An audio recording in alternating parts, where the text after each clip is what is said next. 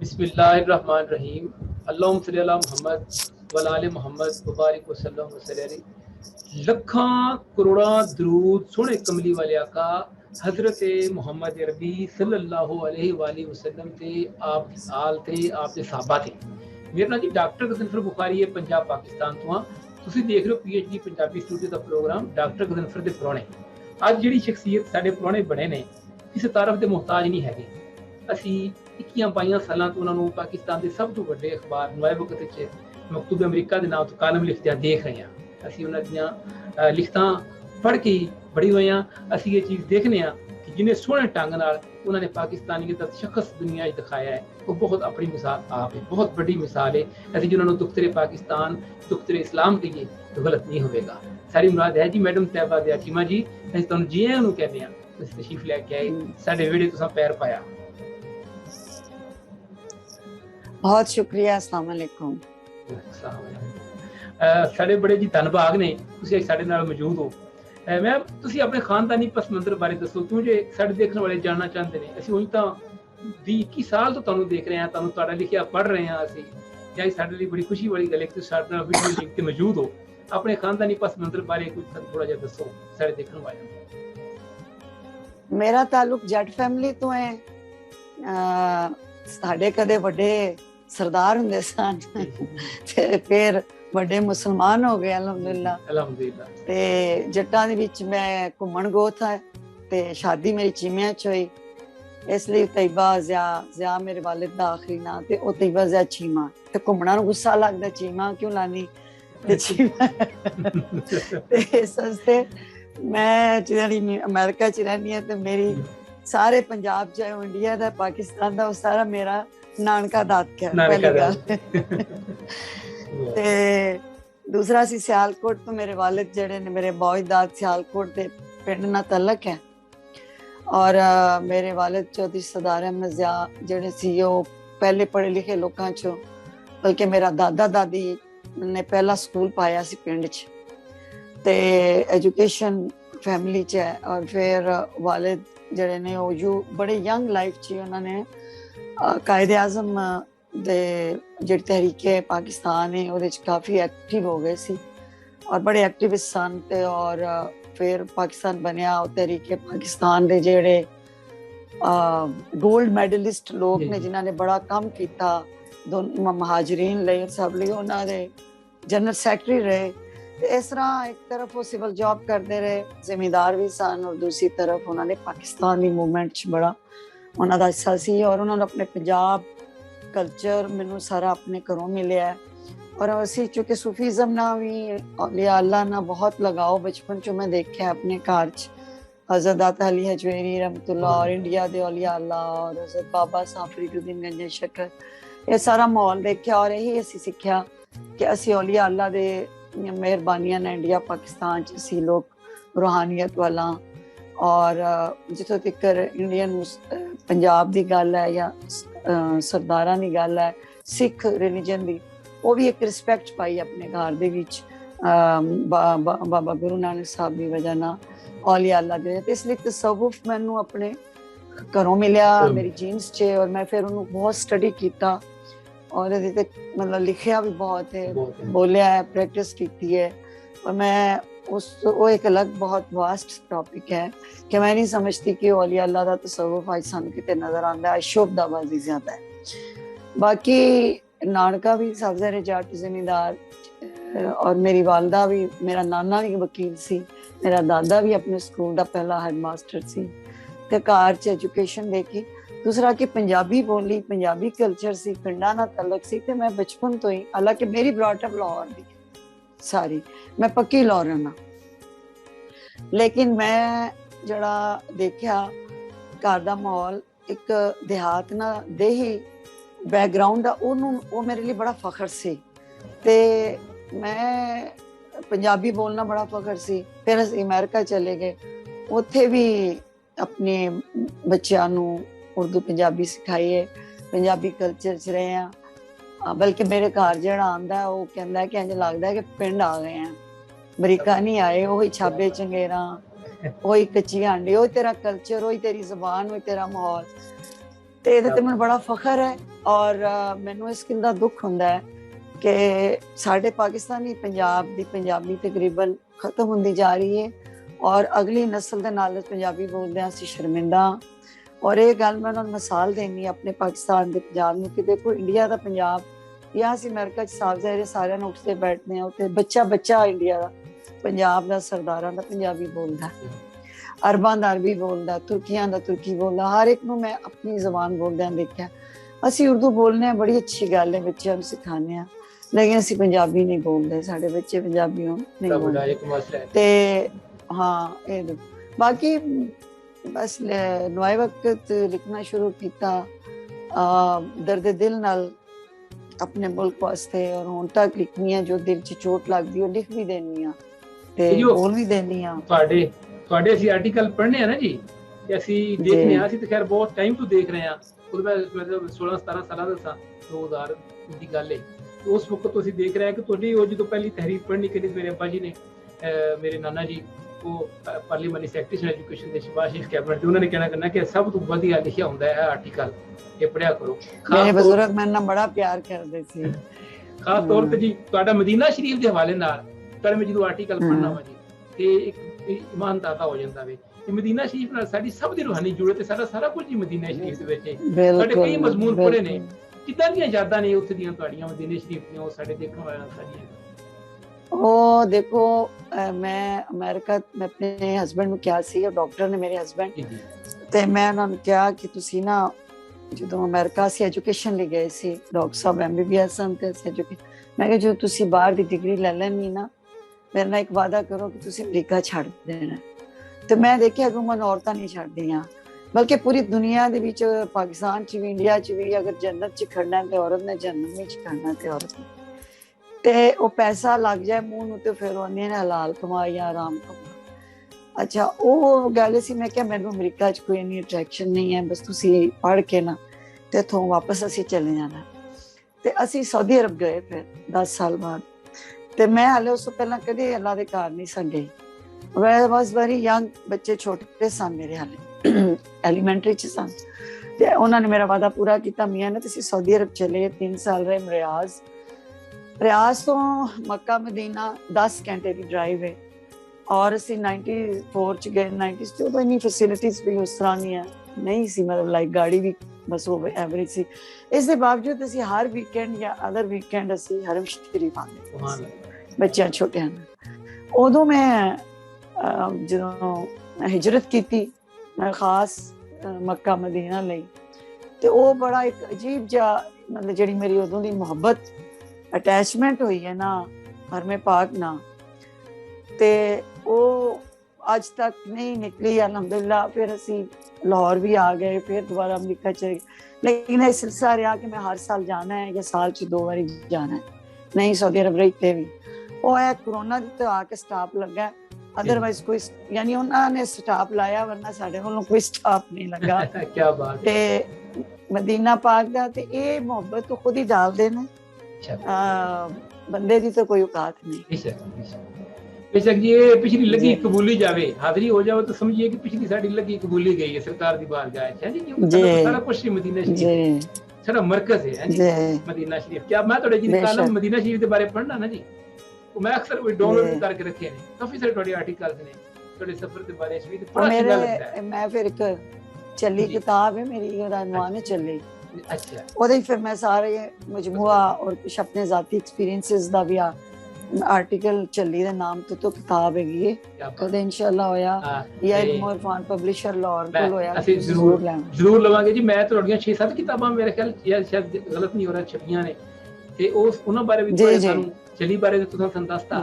ਇਸ ਤੋਂ ਅੱਡ ਤੁਸੀਂ ਕਿਸ ਮੌਜੂ ਤੇ ਚੱਲੀ ਅੱਲਾ ਸੀ? ਉਸ ਤੋਂ ਪਹਿਲਾਂ ਮੇਰੇ ਨਾ ਕਾਲਮਾ ਦੇ ਮਜਮੂਏ ਪਬਲਿਸ਼ਰ ਨੇ ਛਾਪੇ ਸੀ ਖੁਦ ਹੀ, ਕੋਈ 3 ਤੇ ਮੇਰੇ ਖਿਆਲ ਨੇ ਇੱਕ ਮੈਂ ਆਪਣੀ ਬੇਟੀ ਦੀਆਂ ਚੀਜ਼ਾਂ ਕੰਪਾਈਲ ਕਰਕੇ ਜਿਹੜਾ ਅਮਰੀਕਨ ਦੇ ਬਾਰੇ ਚ ਇਜ਼ਹਾਰ ਕੀਤਾ ਸੀ, ਕੋ ਮੋਮਨਾ ਨਾਮ ਦੀ ਮੋਮਨਾ ਬੇਟੀ ਦਾ ਬਿਲਕੁਲ ਇੱਕ ਉਹ ਕਿਤਾਬ ਹੈ ਮੋਮਨਾ।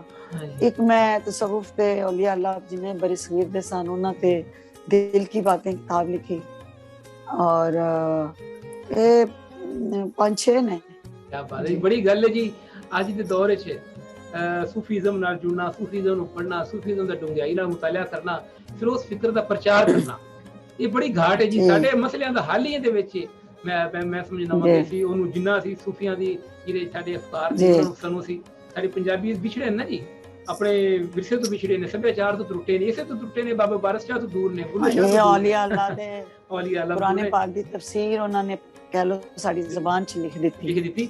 ਬਹੁਤ ਸੋਹਣੀ ਗੱਲ ਜੀ। ਨਜ਼ਰੀਆ ਪਾਕਿਸਤਾਨ ਦੀ ਜੇਕਰ ਗੱਲ ਕਰੀਏ ਮੈਮ, ਤੇ ਤੁਸੀਂ ਕੀ ਸਮਝਦੇ ਹੋ ਜਿਸ ਮਕਸਦ ਲਈ ਪਾਕਿਸਤਾਨ ਅਸਾਂ ਲਿਆ ਸੀ, ਮਕਸਦ ਬਰਾਰੀ ਕਰ ਲਈ, ਉਹ ਮਕਸਦ ਹਾਸਲ ਕਰ ਲਿਆ, ਤੇ ਕੀ ਸਮਝਦੇ ਹੋ ਅਗਰ ਨਹੀਂ ਕੀਤਾ ਤੇ ਕੌਣ ਜ਼ਿੰਮੇਦਾਰ ਨੇ? ਕਿਉਂਕਿ ਮੈਂ ਤੁਹਾਡੇ ਕਾਲਾ ਪੜ੍ਹਾ, ਤੁਸੀਂ ਬੜਾ ਦਬੰਗ ਲਿਖਦੇ ਜੀ, ਖੁੱਲ ਕੇ ਗੱਲ ਕਰਦੇ ਜੇ, ਭਾਵੇਂ ਤੁਸੀਂ ਨਹੀਂ ਡਰਦੇ, ਤੁਸੀਂ ਇੱਕ ਬੜੀ ਰਾਏ ਰੱਖਦੇ ਹੋ ਲਿਆਕਤ ਅਲੀ ਖਾਨ ਤੋਂ ਲੈ ਕੇ ਤੇ ਨਵਾਜ਼ ਸ਼ਰੀਫ ਤੇ ਇਮਰਾਨ ਖਾਨ ਤੱਕ, ਜਿਹਨਾਂ ਤੁਸੀਂ ਖੁੱਲ ਕੇ ਇਜ਼ਹਾਰ ਵੀ ਕਰਦੇ ਹੋ, ਕਈਆਂ ਥਾਵਾਂ ਤੇ ਅਸੀਂ ਪੜ੍ਹਦੇ ਹਾਂ। ਤੁਸੀਂ ਕੀ ਸੋਚਦੇ ਹੋ ਨਜ਼ਰੀਆ ਪਾਕਿਸਤਾਨ ਦੇ ਬਾਰੇ, ਕਿੱਥੇ ਖਲੋਤੇ ਹਾਂ ਅਸੀਂ?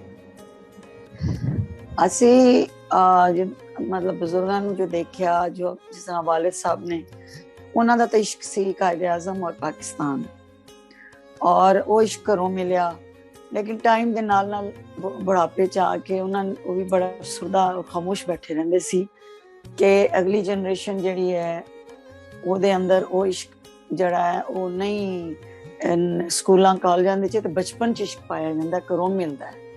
ਤੇ ਹੁਣ ਘਰਾਂ ਦੇ ਮਾਹੌਲ ਔਰ ਨੀਰੇ ਲੋਕ ਬਹੁਤ ਦੁਨੀਆਦਾਰ ਹੋ ਗਏ ਨੇ, ਨਫਸ ਵਾਲੇ, ਨਾ ਜ਼ਿਆਦਾ ਦੁਨੀਆ ਦੇ ਪਿੱਛੇ ਨੇ, ਔਰ ਉਹਨਾਂ ਨੂੰ ਆਪਣੇ ਮੁਲਕ ਦੀ ਕਦਰ ਨਹੀਂ ਹੈ ਕਿ ਇਹ ਮੁਲਕ ਅਸੀਂ ਕਿੰਨੀਆਂ ਕੁਰਬਾਨੀਆਂ ਨਾਲ ਲਿਆ ਔਰ ਇਹਦਾ ਮਕਸਦ ਕੀ ਸੀ। ਤੇ ਉਹ ਚੀਜ਼ ਅਸੀਂ ਰੋਜ਼ ਬਰੋਜ਼ ਦੇਖ ਰਹੇ ਹਾਂ।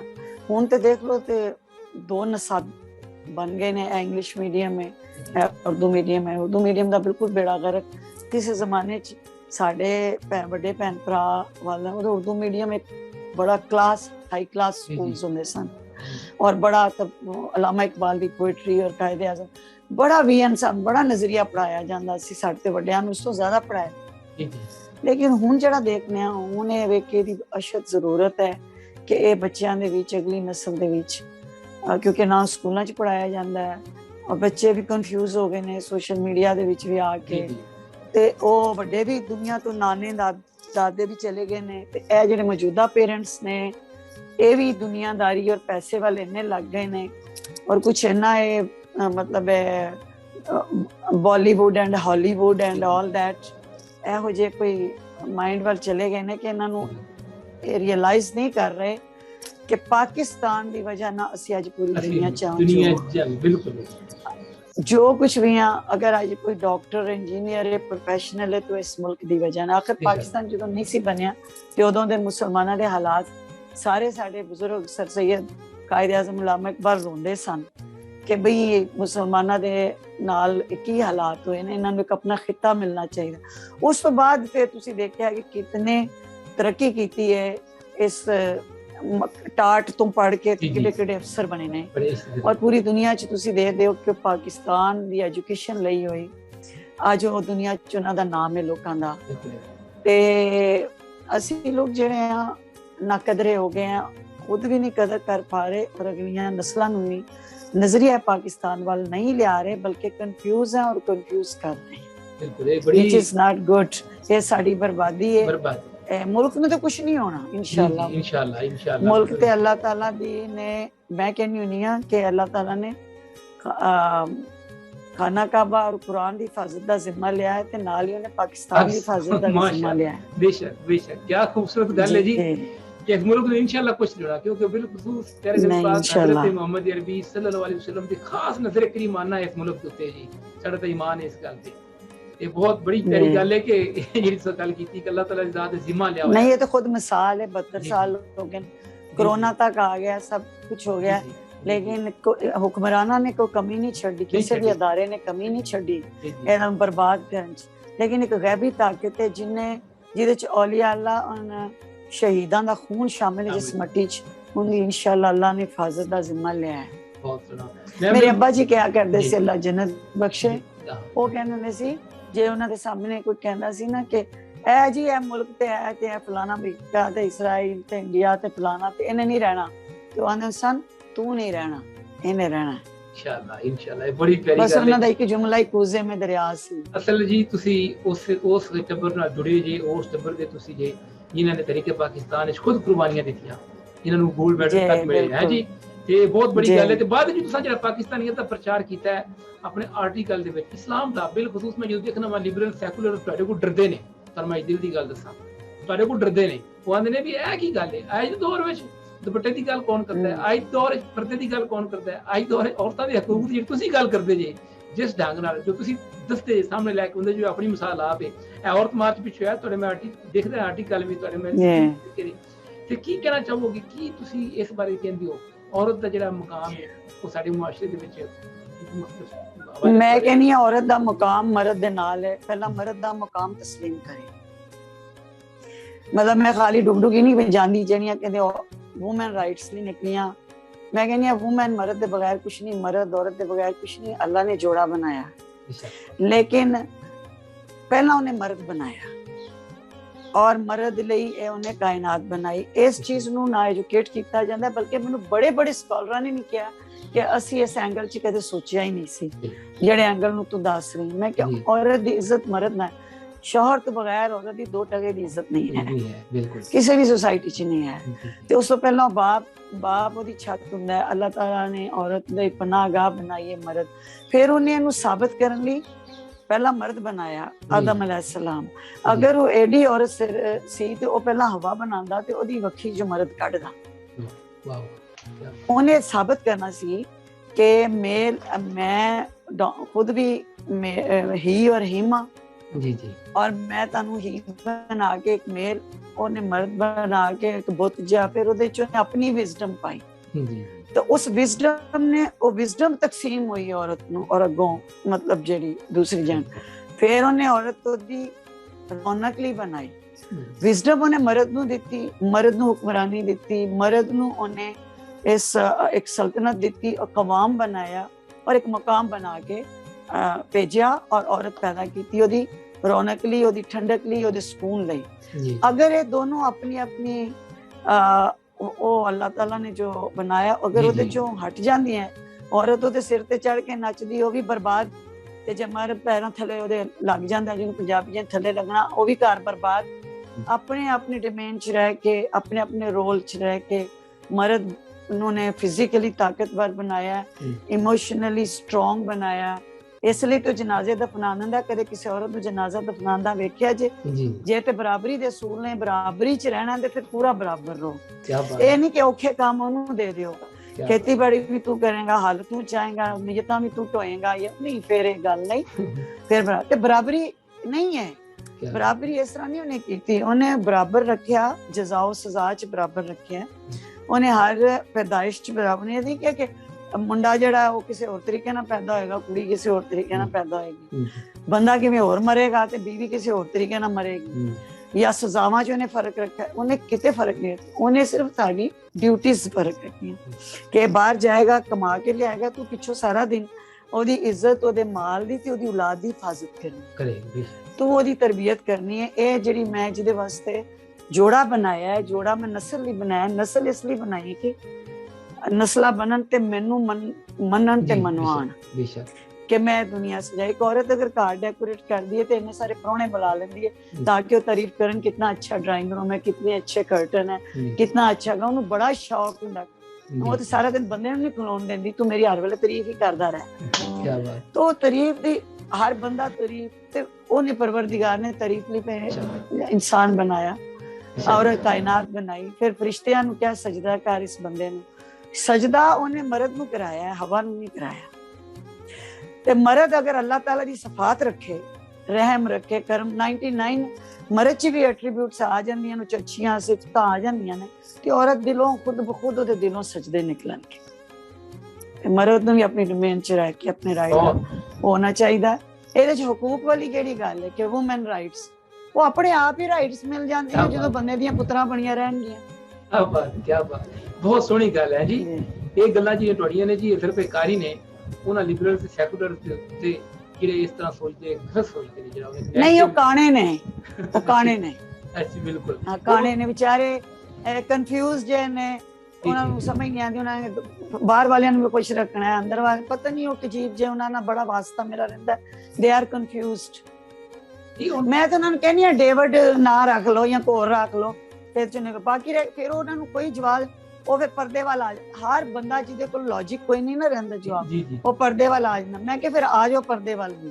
ਅੱਛਾ ਜੀ ਜਵਾਨੀ ਚ ਪਰਦਾ ਹੁੰਦਾ ਹੈ, ਬੁਢਾਪੇ ਚ ਕਾਹਦਾ ਪਰਦਾ ਆਇਆ ਕਿ ਚੁੱਕ ਕੇ ਲੈ ਜਾਣਾ ਕਾਲੇ ਚੋਰਾਂ ਨੂੰ। ਜੀ ਤੇ ਮੈਂ ਕਿਹਾ ਜੇ ਮੇਰੀ ਜ਼ਾਤ ਦੀ ਗੱਲ, ਮੈਂ ਤਾਂ ਆਪਣੀ ਜ਼ਾਤ ਦੀ ਕਦੇ ਕੀਤੀ ਨਹੀਂ, ਜੇ ਮੇਰੀ ਜ਼ਾਤ ਦੀ ਕਰਨੀ ਜੇ ਤੇ ਮੈਂ ਤੇ ਸਾਰੀ ਜਵਾਨੀ ਅਮਰੀਕਾ 'ਚ ਰਹਿ ਕੇ ਵੀ ਫਿਰ ਹਜਾਬ ਲਿਆ ਅੱਜ। ਤੇ ਹੁਣ ਮੈਂ ਦਾਦੀ ਆ ਤੇ ਹੁਣ ਮੈਨੂੰ ਰੱਬ ਨੇ ਵੀ ਕੁਰਾਨ 'ਚ ਇਜਾਜ਼ਤ ਦੇ ਦਿੱਤੀ ਹੁਣ ਮੈਂ ਕੀ ਕਰਨਾ ਜੀ। ਜਵਾਨ ਕੁੜੀਆਂ ਤੁਸੀਂ ਨੰਗੀਆਂ ਲਈ ਫਿਰਦੇ ਹੋ ਤੇ ਨਾਲ ਦਾਦੀਆਂ ਨਾਨੀਆਂ ਦੇ ਸਿਰ ਤੇ ਚੁੰਨੀ ਲਈ ਹੁੰਦੀ। ਤੁਸੀਂ ਤਾਂ ਪੂਰਾ ਇਸਲਾਮ ਹੀ ਉਲਟ ਕੇ ਰੱਖ ਦਿੱਤਾ ਹੈ ਨਾ, ਤੇ ਮੇਰਾ ਇਹਦੇ 'ਚ ਕੀ ਕਸੂਰ ਹੈ? ਮੈਂ ਹੁਣ ਲਵਾਂ ਦੁਪੱਟਾ ਨਾ ਲਵਾਂ, ਮੈਨੂੰ ਰੱਬ ਨੇ ਵੀ ਇਜਾਜ਼ਤ ਦੇ ਦਿੱਤੀ ਹੈ ਕੁਰਾਨ 'ਚ। ਤੇ ਤੂੰ ਵੀ ਤੇ ਨਿਗਾਹਾਂ ਨੀਚੀਆਂ ਕਰ ਲੈ ਬਗੈਰਤਾ। ਤੂੰ ਜ਼ਰੂਰ ਡੇਲੇ ਪੜ ਕੇ ਵੇਖਣਾ ਕਿਨੇ ਚੁੰਨੀ ਲਈ ਕਿਨੇ ਨਹੀਂ ਲਈ। ਤੈਨੂੰ ਵੀ ਤੇ ਆਖਿਆ ਸੀ ਨਾ ਅੱਖਾਂ ਥੱਲੇ ਕਰ ਲੈ। ਤੂੰ ਵੀ ਕੋਈ ਕੰਮ ਕਰ ਲੈ ਕਿ ਸਾਰੇ ਕੰਮ ਜ਼ਨਾਨੀ ਨੇ ਕਰਨੇ। ਕਿਆ ਬਾਤ ਕਿਆ ਬਾਤ ਕਿਆ ਬਾਤ। ਬਹੁਤ ਸੋਹਣੇ ਵਿਚਾਰ। ਇਹ ਹੀ ਤੁਹਾਡੇ ਵਿਚਾਰ ਨੇ ਜਿਹੜੇ ਸਾਨੂੰ ਸਾਡੇ ਦਿਲ ਨੂੰ ਜਾ ਕੇ ਚੁੰਮਦੇ ਨੇ। ਦੇਖੋ ਜੀ ਹੁਣ ਮੈਨੂੰ ਅਗਰ ਮੇਰੇ ਸਰਦਾਰ ਭਾਈ ਸੁਣ ਰਹੇ ਨੇ, ਮੇਰੀ ਸਿੱਖ ਬਰਾਦਰੀ ਸੁਣ ਰਹੀ ਹੈ, ਦੱਸੋ ਤੁਸੀਂ ਕਿ ਅਸੀਂ ਇਹ ਜਿਹੜਾ ਕਮੀਸ਼ਲਵਾਰ ਦੁਪੱਟਾ ਲੈਂਦੀਆਂ ਇਹ ਤੇ ਸਾਡੇ ਸਰਦਾਰਨੀਆਂ ਦਾ ਕਲਚਰ। ਇਹ ਕਿਹੜੇ ਕੁਰਾਨ 'ਚ ਲਿਖਿਆ ਹੈ ਕਿ ਤੁਸੀਂ ਕਮੀਸ਼ਲਵਾਰ ਪਾਣੀ ਹੈ? ਉਹਨਾਂ ਨੇ ਲਿਖਿਆ ਸਤਰ ਡਾਂਪੋ। ਭਾਵੇਂ ਤੁਸੀਂ ਪੈਂਟ ਸ਼ਰਟ ਨਾ ਢਾਂਪੋ, ਭਾਵੇਂ ਤੋਪ ਪਾ ਲਓ, ਭਾਵੇਂ ਬੁਰਕਾ ਕਿਤੇ ਨਹੀਂ ਲਿਖਿਆ ਉਹਨੇ ਕਿ ਸਤਰ ਡਾਂਪ। ਅਸੀਂ ਅਗਰ ਇੱਕ ਦੁਪੱਟਾ ਲੈ ਲੈਣੀਆਂ ਵਾ ਮਾੜਾ ਜਿਹਾ, ਜਿਵੇਂ ਕਿ ਸਾਡੀਆਂ ਸਿੱਖਣੀਆਂ ਲੈਂਦੀਆਂ ਨੇ, ਉਹਨਾਂ ਦਾ ਕਲਚਰ ਹੈ, ਉਹਨਾਂ 'ਚ ਵੀ ਹਯਾ। ਬਿਲਕੁਲ ਹਯਾ ਦਾ ਤੇ ਮਜ਼ਹਬ ਨਾਲ ਕੀ ਤਲਕ ਹੈ? ਹਯਾ ਤੇ ਤਾਂ ਤਲਕ ਬੰਦੇ ਦੀ ਅੰਦਰੋਂ ਉੱਠਦਾ ਹੈ, ਜਿਹੜਾ ਉਹਨੇ ਉਹ ਕਿਸੇ ਵੀ ਸੁਸਾਇਟੀ 'ਚ ਹੋਵੇ ਤੇ ਉਹਦਾ ਇੱਕ ਤਲਕ ਹੈ। ਬਹੁਤ ਸੋਹਣਾ ਜੀ। ਬੜੀਆਂ ਸੋਹਣੀਆਂ ਗੱਲਾਂ ਜੀ ਸਾਨੂੰ ਸੁਣਨ ਨੂੰ ਮਿਲ ਰਹੀਆਂ ਨੇ ਜੀ। ਅੱਜ ਮੈਡਮ ਸਾਡੇ ਨਾਲ ਮੌਜੂਦ ਨੇ, ਤੈਬਾ ਦਿਆ ਚੀਮਾ ਜੀ। ਸਾਡੀ ਬੜੀ ਦਿਲ ਦੀ ਸਿੱਧਰ ਸੀ ਕਿ ਸਾਡੇ ਨਾਲ ਮੀਡੀਆ ਲਿੰਕ ਤੇ ਜੁੜਨ, ਉਹਨਾਂ ਨੇ ਬੜੀ ਮਿਹਰਬਾਨੀ ਕੀਤੀ। ਅੱਛਾ ਮੈਮ, ਪ੍ਰੋਗਰਾਮ ਦੇ ਐਂਡ ਵੱਲ ਜਾ ਰਹੇ ਹਾਂ। ਇੱਕ ਸੋਸ਼ਲ ਮੀਡੀਆ ਜਿਹੜਾ ਹੈ, ਇਸ ਨੇ ਤੁਸੀਂ ਦੇਖਿਆ ਹੋਣਾ ਕੁਝ ਐਪਸ ਐਸੀਆਂ ਨੇ ਜਿਨ੍ਹਾਂ ਨੇ ਘਰ ਦੇ ਵਿੱਚ ਕੋਈ ਕਿਸ ਤਰ੍ਹਾਂ ਕਰ ਸਕਦਾ। ਇਹ ਕੋਈ ਮਤਲਬ ਤੁਹਾਡਾ ਮੈਂ ਇੱਕ ਇੰਟਰਵਿਊ ਵੀ ਦੇਖ ਰਿਹਾ ਸੀ, ਤੁਸੀਂ ਕਹਿ ਰਹੇ ਸੀ ਕਿ ਇਹ ਮਤਲਬ ਨਹੀਂ, ਕਿ ਤੁਸੀਂ ਕੀ ਸੁਨੇਹਾ ਦਿਓਗੇ ਸਾਡੇ ਨੌਜਵਾਨ ਬੱਚਿਆਂ ਨੂੰ ਇਸ ਹਵਾਲੇ ਨਾਲ ਵੀ ਇਸ ਚੀਜ਼ ਕਿਸ ਲੱਤ ਤੋਂ ਕਿਸ ਤਰ੍ਹਾਂ ਛੁਟਕਾਰਾ ਹਾਸਿਲ ਕੀਤਾ ਜਾਏ ਤੇ ਕੀ ਕਰਨਾ ਚਾਹੀਦਾ ਹੈ? ਦੇਖੋ ਸੋਸ਼ਲ ਮੀਡੀਆ ਤੋਂ ਤੁਸੀਂ ਛੁਟਕਾਰਾ ਨਹੀਂ ਹਾਸਲ ਕਰ ਸਕਦੇ। ਇਹ ਕਿਸੇ ਤੁਹਾਨੂੰ ਯਾਦ ਹੈ ਜਦੋਂ ਟੀਵੀ ਆਇਆ ਸੀ ਸ਼ੁਰੂ ਪਾਕਿਸਤਾਨ ਤੇ ਉਹ ਆਪਣਾ VCR ਆਇਆ ਸੀ ਜਾਂ ਕੁਛ, ਤੇ ਬਜ਼ੁਰਗ ਵੱਡੇ ਮਾਂ-ਬਾਪ ਸਾਡੇ ਸਾਰੇ ਘਬਰਾਉਂਦੇ ਸੀ ਕਿ ਬੱਚੇ ਗੁੰਮਰਾਹ ਨਾ ਹੋ ਜਾਣ, ਤੇ VCR ਹੋਣਾ ਇੱਕ ਬੜਾ ਜੁਰਮ ਸਮਝਿਆ ਜਾਂਦਾ ਸੀ ਕਿ ਫਿਲਮਾਂ ਵੇਖਦੇ ਨੇ।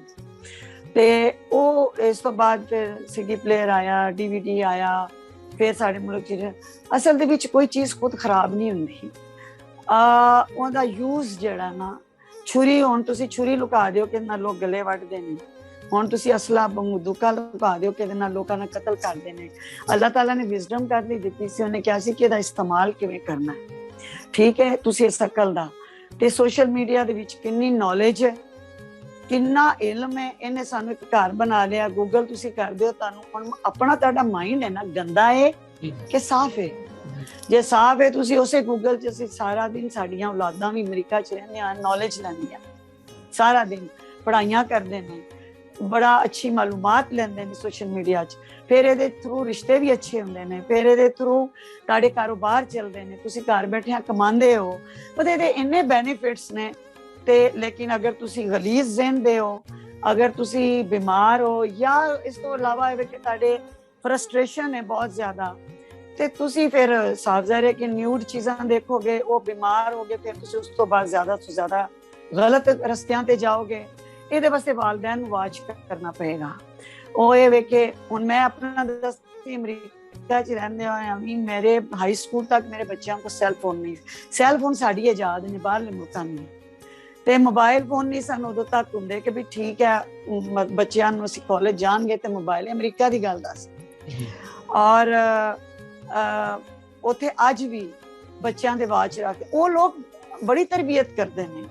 ਉਹਨਾਂ ਨੇ ਬੱਚਿਆਂ ਨੂੰ ਸੈਕਸ ਦੀ ਐਜੂਕੇਸ਼ਨ ਵੀ ਦੇਣੀ ਹੈ। ਦੇਖੋ ਉਹਨਾਂ ਦਾ ਕਲਚਰ ਹੋਰ ਹੈ, ਉਹਨਾਂ ਦਾ ਮਾਦਰ ਪਿਦਰ ਸਿੱਖਿਆ ਨਾ, ਉਹ ਉਹਨਾਂ ਦਾ ਕਲਚਰ ਹੈ। ਠੀਕ ਹੈ, ਅਸੀਂ ਅਗਰ ਪਾਕਿਸਤਾਨ 'ਚ ਰਹਿੰਦੇ ਹਾਂ ਤੇ ਅਸੀਂ ਆਪਣੀ ਸੁਸਾਇਟੀ, ਆਪਣੀ ਕਲਚਰ ਦੀ ਗੱਲ ਕਰੀਏ ਕਿ ਸਾਡਾ ਕਲਚਰ ਇਹ ਦੱਸਦਾ ਹੈ, ਸ਼ਰਮੋ ਹਯਾ ਦੱਸਦਾ, ਔਰ ਅਸੀਂ ਆਪਣੇ ਬੱਚਿਆਂ ਨੂੰ ਉਹਦੇ ਵਿੱਚ ਤਰਬੀਅਤ ਕਰਨੀ ਹੈ। ਇਹਦੇ 'ਚ ਮਾਂ-ਬਾਪ ਦੋਵਾਂ ਦੀ ਗਫਲਤ ਹੈ, ਸੋਸ਼ਲ ਮੀਡੀਆ ਨਹੀਂ। ਮਾਂ-ਬਾਪ ਨੂੰ ਪਤਾ ਹੋਣਾ ਚਾਹੀਦਾ ਕਿ ਮੇਰਾ ਬੱਚਾ ਕਿਹੜੀ ਉਮਰ 'ਚ ਉਹਨੂੰ ਮੈਂ ਮੋਬਾਈਲ ਦਿੱਤਾ ਹੈ, ਉਹ ਮੋਬਾਈਲ ਤੇ ਕੀ ਕਰ ਰਿਹਾ ਹੈ, ਹੁਣ ਮੈਂ ਇੰਟਰਨੈਟ ਲਵਾਤਾ ਹੈ, ਉਹ ਕਿੰਨੇ ਟਾਈਮ ਯੂਜ਼ ਕਰ। ਤੁਸੀਂ ਮਾਂ-ਬਾਪ ਸੋਨੇ ਦਾ ਨਵਾਲਾ ਔਰ ਸ਼ੇਰ ਦੀ ਨਿਗਾਹ ਰੱਖੋ क्या ਤੁਹਾਨੂੰ ਸੋਸ਼ਲ ਮੀਡੀਆ ਕੋਈ ਮਸਲਾ ਨਹੀਂ ਦੇਗਾ। क्या बहुत सोहनी गल कीती जी कि सोने का तुसीं नवाला दिओ ते शेरा दी निगाह रखो अपने बच्चों हाल, फिर सानू कोई डर नहीं है जी। बिल्कुल बहुत सोहना। अच्छा प्रोग्राम के आखिर विच जी मेरी एक भैन ने इंडिया तो मैनू मैसेज किया, उन्होंने कहा कि तुसीं प्रोग्राम के शुरू च भी कहिंदे जे पंजाब पाकिस्तान तो इजाजत दिओ या पंजाब पाकिस्तान तो बोलता पिया, तुसीं लहिंदा पंजाब क्या करो। मैं कि पाकिस्तान तो मेरी शनाख्त है, पाकिस्तान को मैं किवें छड्ड सकदा वां। ते तुसीं ਕੀ ਜਵਾਬ ਦਿਓਗੇ ਤੁਸੀਂ? ਕੋਈ ਦੱਸੋ ਉਸ ਭੈਣ ਨੂੰ, ਤੁਸੀਂ ਸੁਣਾ ਦਿਓ ਕਿ ਸਾਡੇ ਆਪਣੇ ਆਪਣੇ ਮੁਲਕ ਨੇ, ਆਪਾਂ ਦੇ ਪਿਆਰ ਮੁਹੱਬਤ ਨਾਲ ਰਹੀਏ ਜ਼ਰੂਰ। ਤੁਸੀਂ ਨਹੀਂ ਦੇਖੋ ਉਹ ਜਿਹੜਾ ਤੁਸੀਂ ਇਹਨਾਂ ਨੂੰ ਭੈਣ ਮੇਰੀ ਨੂੰ ਇਹ ਸਮਝਣਾ ਚਾਹੀਦਾ ਹੈ ਕਿ ਇਹ ਇੱਕ ਆਈਡੈਂਟੀਟੀ ਹੁੰਦੀ ਹੈ। ਮਸਲਨ ਇੰਡੀਆ ਵਾਲੇ, ਮੈਂ ਅਮਰੀਕਾ ਦੇ ਵਿੱਚ ਦੁਨੀਆ ਜਿੱਤੇ ਜਾਣੀ ਹੈ ਤੇ ਇੰਡੀਆ ਨਾਲ ਬਹੁਤ ਪਿਆਰ ਕਰਦੇ ਇੰਡੀਅਨ, ਔਰ ਉਹਨਾਂ ਨੇ ਮਤਲਬ ਝੰਡੇ ਵੀ ਘਰਾਂ ਚਲਾਏ ਹੋਏ ਨੇ। ਇਹਦੇ ਨਾਲ ਸਾਡੀ ਤਕਸੀਮ ਨਹੀਂ ਹੁੰਦੀ ਹੈ, ਸਾਡੀ ਸ਼ਨਾਖਤ ਹੁੰਦੀ ਹੈ।